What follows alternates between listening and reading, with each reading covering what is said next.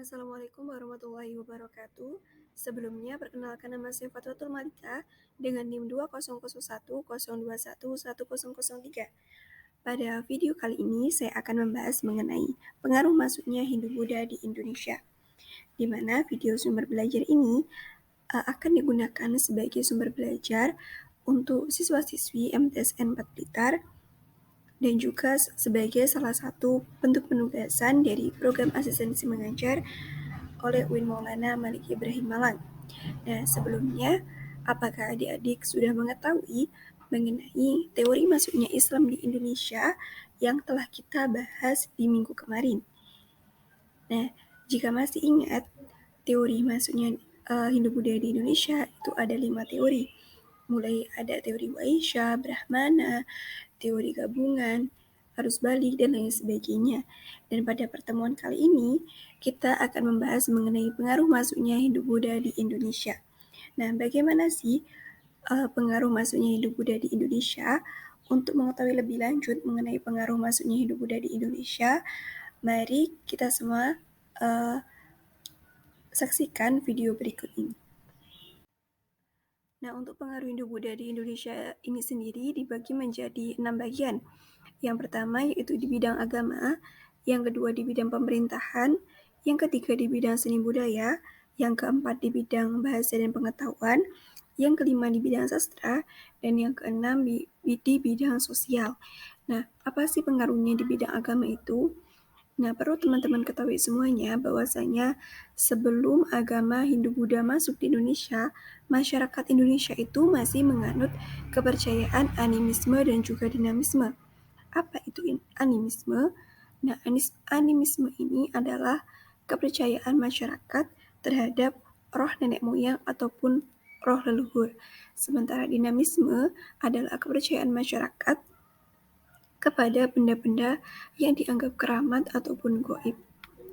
Dan pengaruhnya yang kedua di bidang pemerintahan itu, tata pemerintahan setelah masuknya agama Hindu-Buddha di Indonesia disesuaikan dengan tata pemerintahan di India.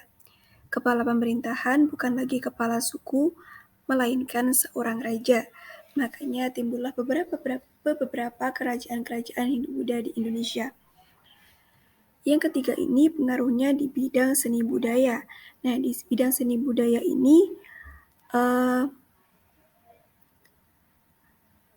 mulai muncul kebiasaan-kebiasaan atau kepercayaan-kepercayaan baru dari masyarakat yang menyebarkan Hindu-Buddha di Indonesia, seperti halnya tata krama, upacara, perayaan, dan juga tempat peribadatan. Kemudian di bidang bahasa dan pengetahuan, itu mulai munculnya atau mulai masuknya bahasa Sanskerta dan juga huruf Pallawa di Indonesia. Yang kelima, pengaruhnya di bidang sastra. Di bidang sastra ini tadi hampir sama ya, kurang lebih ada bahasa Sanskerta dan juga huruf Pallawa.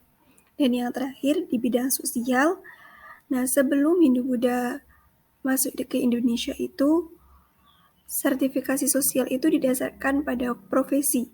Nah, setelah masuknya Hindu-Buddha, stratifikasi sosial itu berdasarkan perkembangan kasta. Mungkin itu tadi penjelasan singkat mengenai pengaruh masuknya Hindu-Buddha di Indonesia.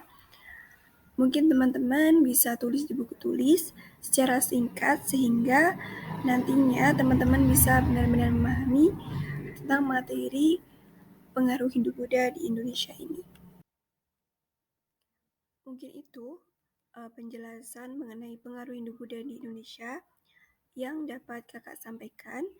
Nah, kurang lebihnya mohon maaf, dan apabila ada kesalahan, kakak mohon maaf, dan apabila ada yang ingin ditanyakan ataupun kurang dipahami, bisa ditanyakan ketika pembelajaran di kelas.